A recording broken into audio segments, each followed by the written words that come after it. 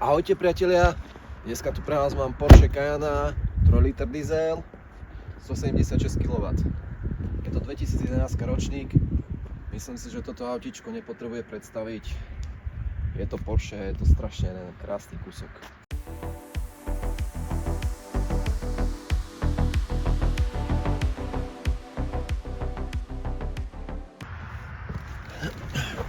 Autíčko strašne predstavuje zmes Volkswagen Touaregu a Audi Q7, ale ja si myslím, že Porsche stále bude mať svoj dizajn a svoju kultúru. Takže len jedno, čo je zvláštne, je to na ľavej strane, hej, čo má odjak živo Porsche spínačku. Na začiatok by som chcel povedať, že Porsche znúka vyzerá strašne krásne. Keď si všimnete, palubové budíky sú tak zhromadené vedľa seba. Stredový tunel je neskutočne krásny. Vyzerá to taký nejaký kokpit lietadla. Od predošlej verzie Porsche sa tu veľmi veľa zmenilo. Si všimnite túto stredový panel, ktorý je vlastne namakaný tlačítkami. Všade sú tlačítka, všade všetko.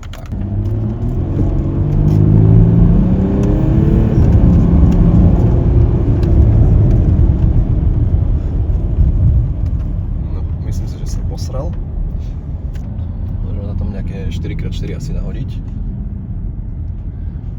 Takže tak, priatelia, nelepte sa na svoje manky, keď pred vami šoferujú. To je najhoršie, čo môžete urobiť. Takže toto auto má celkom takú priateľnú spotrebu vonku. Okolo tých 10 litrov, 9-10. Teraz zase na čo chce, ale na to kašleme. Medzi zrýchlenie ten kručák má neskutočne dobrý.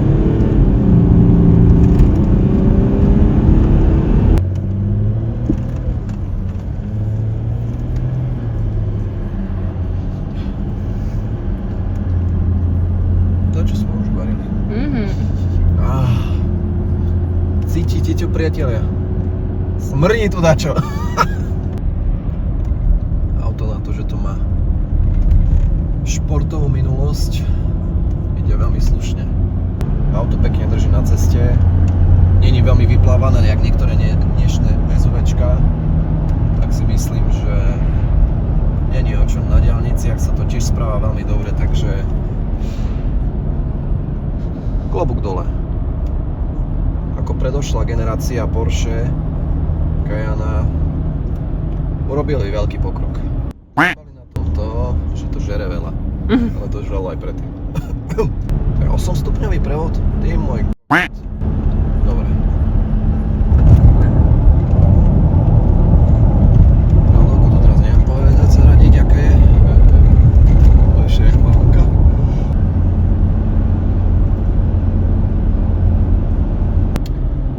Cena týchto aut v tomto ročníku, v tejto výbave ide okolo tých 18 až 25 tisíc. Čo si myslím, že dostávate cena, pomer, kvalita ako fakt na dobrej úrovni. Auto má mnoho nastavení, keď si vieme všimnúť. Vieme si zdvihnúť podvozok, niektoré Porsche dostávali aj pružiny. Toto tu je už kvázi so vzduchovým podvozkom. Keď prdne, tak ja si myslím, že cena okolo jedného vankúša sa pohybuje okolo tých 350 až 450 eur. Ale pokiaľ to je funkčné, není o čom. Keď si chcete kúpiť toto auto, ja si myslím, že musíte si prejsť, na čo mi bude SUVčko, lebo do mesta je to fajn, ale myslím si, že trošku nepraktické. Pre ženu, keď si myslíte, že to bude fajn, OK, tie obrubníky sa prejdú samé, hej, to vám poviem úprimne. Už sme prešli niekoľko dier a to auto len kopíruje tú cestu. Takže je to fakt správne SUVčko. Je mi tu zima, takže asi kúrenie ide do p***. Chcete veľmi zapôsobiť? Ja si myslím, že treba kúpiť toto auto. Aj keď pôjdete v Košice na Kovacku, prijatí so s tým 3-litrovým dieselovým autom, 6-valcom, tak ja si myslím, že každá vám skočí na to čelné sklo. ale každá tretia kurvička nebude priateľná. Takže čo urobíte? To rýchlo zmiete. Jak si môžete všimnúť, ešte fakt Porsche držalo na tej kvalite. Nie je tu nič rozvrzgané. Spracovanie materiálov sú fakt akože na úrovni. Ja som prešiel tú pompu, čo som chcel. Môžeme ísť umyť auto.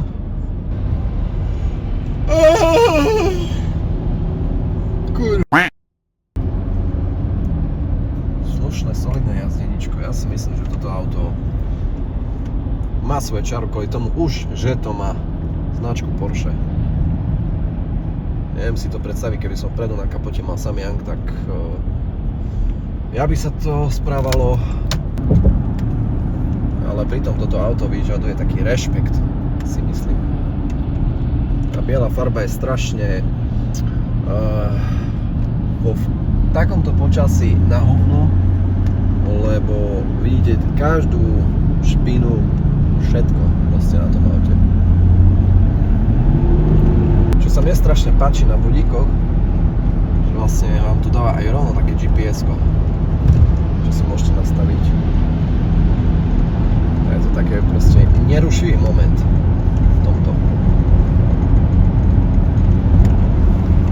Je to proste SUVčko, ktoré fakt, keď idete na diaľnicu, strašne drží na cestách. Vďaka našim slovenským diaľniciam toto auto dokáže kopírovať aj tie nezrovnalosti, ktoré náš štát na diaľnici dokonal.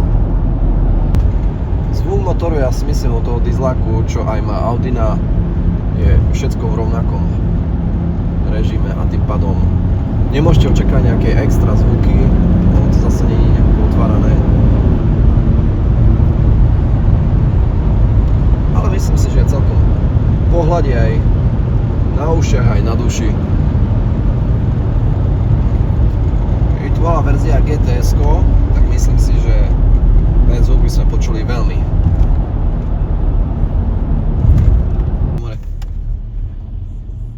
Oh my gosh, pozrite sa tu na to S-ko, jak je pekne na zemi. Myslím si, že už vzduchače sú pekne vytrepané.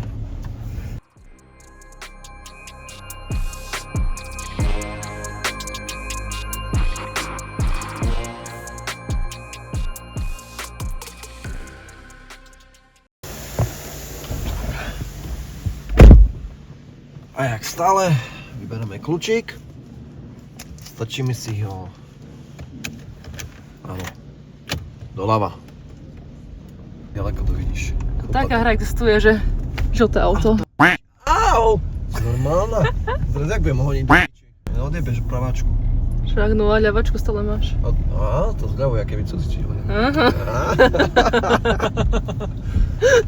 To od jedného nemenovaného kamaráta. On povedal, že mám si dať ľavačku pod zadok. On to tak urobil.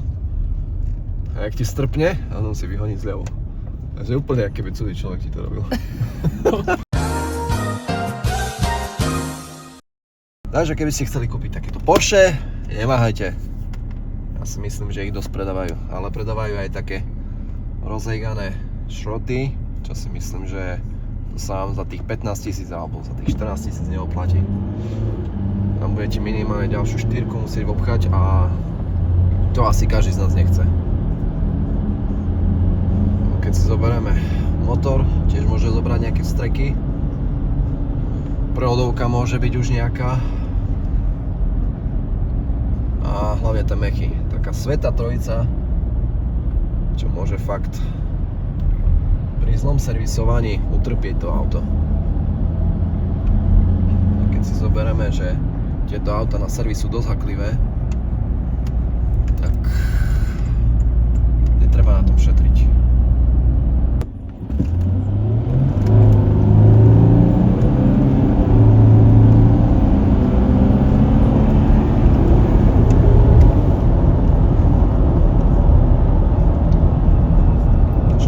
Veľká kráva potrebuje svoj čas. Stále musíme brať do úvahy, že je to SUVčko, je to ťažké auto, je to SUVčko. Pri športových verziách to bolo zase o niečo lepšie. Ale pri tomto dieselovom motore ja si myslím, že to bohato stačí. Pri tých enviro ľuďoch, ktorí zbožňujú naftové vozidlá, toto je akurát. Ale mám dobré pocity z toho auta, proste ako fakt. Je to slušné, reprezentatívne auto. A to vyhrievané sedadlo? Jasné, že áno. Keď si prdneš, áno.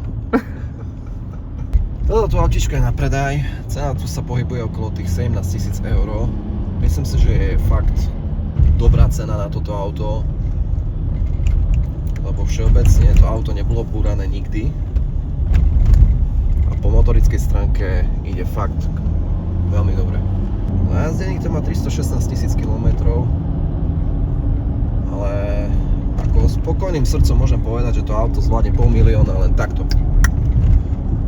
No to je ako dieťa, keď sa to stará, vydrží to dlho. Ľudia sa strašne radi pozerajú na tých nezvyčajných značkách, jak Porsche. A toto je, myslím si, že stále taký pes na oko. Ťahá to tie oči, no. Ťahá to tie oči. Hej, dobre ty. Môže trubiť to jak hovno. Keby si Stegosaurovi do piči stlačil vajce. Kúkaj tu. Takže toto je, milí diváci, koniec. Ja si myslím, že nejakú takú malú ukážku som vám urobil okolo toho Porsche Cayenne. Takže nezabudnite nám dať like, odber pre ďalšie videá. Tak čau.